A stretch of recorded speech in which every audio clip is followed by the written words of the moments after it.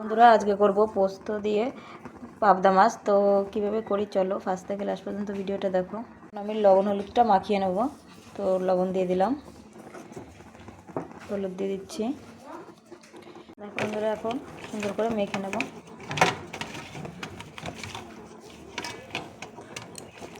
এদিকে সর্ষের তেল গরম বসিয়ে দিয়েছি।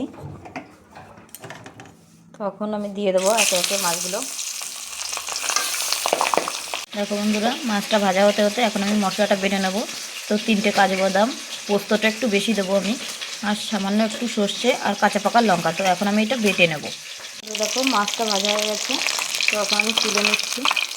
সুন্দর করে মাছটা কিন্তু আমি ভাজা করে নিয়েছি। ভাজা তেলে এখন আমি সাদা জিরে দিয়ে দেবো। ভাজা হয়ে গেছে, এখন আমি বেটে রাখা মশলাটা এখন দিয়ে দেবো। মশলার বাটি ধোয়া জলটা অল্প করে দিয়ে দেবো কষানোর জন্য। সুন্দর করে মশলাটা কষিয়ে নেব। দেবো বন্ধুরা একটু লবণ স্বাদ মতো, দিয়ে দেবো হলুদ, দেবো সামান্য একটুখানি লঙ্কার গুঁড়ি কালারের জন্য। তো এখন সুন্দর করে মশলাটা আমি একটু কষিয়ে নেব। দেখো বন্ধুরা মশলা থেকে তেল ছেড়ে দিয়েছে, মশলাটা কষানো হয়ে গেছে খুব সুন্দর করে।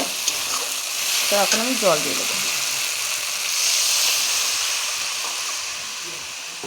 ঝোলটা ফুটতে থাকবে। বন্ধুরা কত সুন্দর ঝোলটা ফুটে গেছে। তো এখন আমি মাছগুলো দিয়ে দেবো।